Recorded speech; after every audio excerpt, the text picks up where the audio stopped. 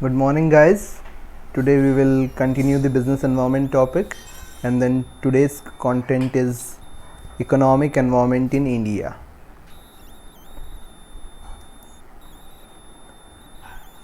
Then economic environment. Economic environment in India consists of a number of macro level factors which have an impact on business and industry.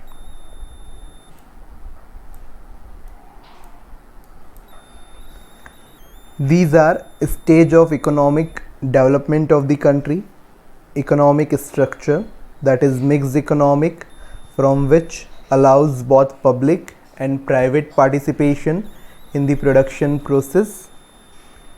Then economic policies of the government such as monetary and fiscal policies. Then economic planning and 5-year plans. Then economic aggregates like gross national product, gross domestic product, per capita income, savings, investments, etc. Infrastructural factors like banking, transport, fuels, communication, energy sources, etc. Then overall we can speak economic environment in India consists of a number of macro level factors which have an impact on business and industry.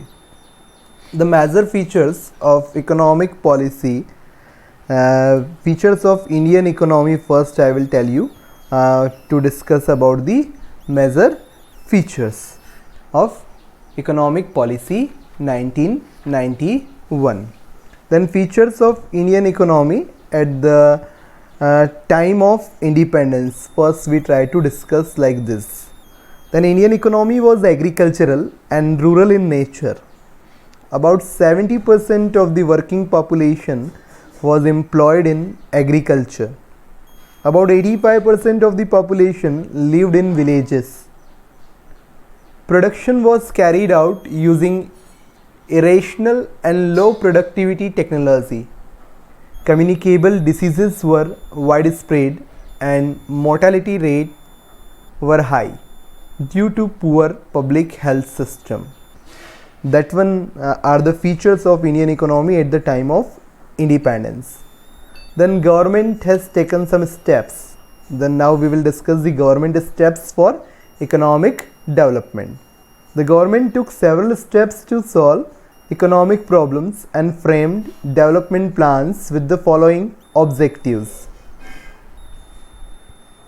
The objectives are: initiate rapid economic growth to raise the standard of living, reduce unemployment and poverty, become self-reliant and set up a strong industrial base, reduce inequalities of income and wealth, and adopt a socialist pattern of development based on equality.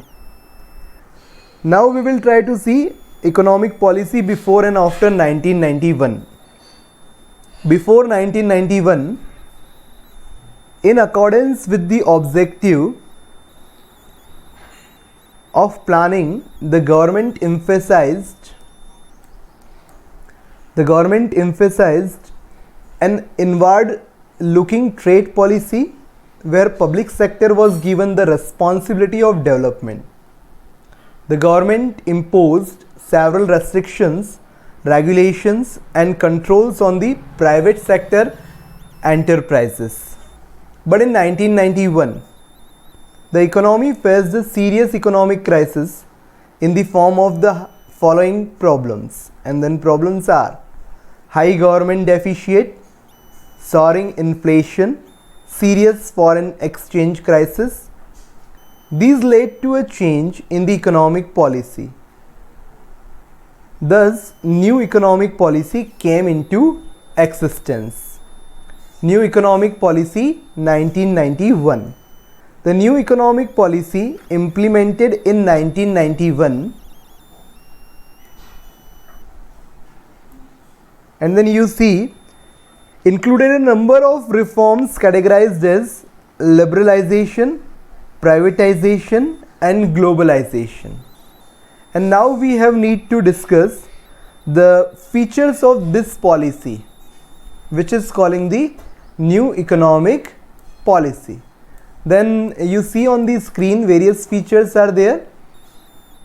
Then the major features are: the government reduced the number of industries under compulsory licensing to 6, de-reservation of a large number of industries under the public sector, disinvestment of many public sector enterprises, increase in the share of foreign equity participation in FDI up to 100%, automatic permission granted for technology agreements with foreign companies.